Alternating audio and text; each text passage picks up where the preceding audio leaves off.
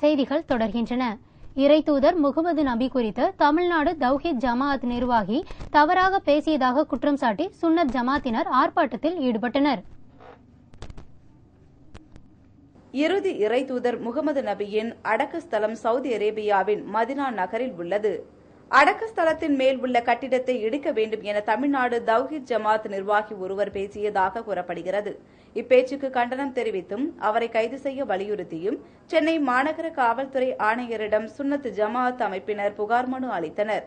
மேலும் மண்ணடியில் உள்ள தௌஹீத் ஜமாத்தின் அலுவலகத்தை முற்றுகையிடும் போராட்டத்தில் ஈடுபட்டனர்.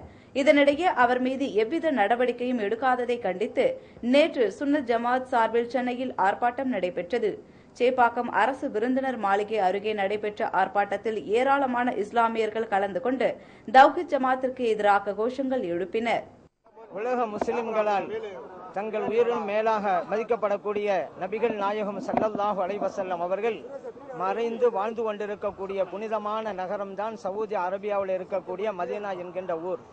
அந்த மதீனா நகரத்திலே நபிகள் நாயகம் அவர்களுடைய மறைந்த இடம் கட்டடமாக கட்டப்பட்டிருக்கிறது. ரவுலா ஷரீஃப்னு சொல்லுவாங்க. அந்த கட்டடத்துக்கு மேலே இருக்கக்கூடிய பச்சை நிற குப்பாவை இடிக்க வேண்டும் என்று இங்கே இருக்கக்கூடிய தமிழ்நாடு தௌஹீத் ஜமாத்தினுடைய முன்னாள் துணைத் தலைவர் சையது இப்ராஹிம் என்பவர் பேசியிருக்கிறார். தமிழகம் முழுவதிலும் இருந்து வந்திருந்த ஏராளமான இஸ்லாமியர்கள் இந்த கண்டன ஆர்ப்பாட்டத்தில் பங்கேற்றனர்.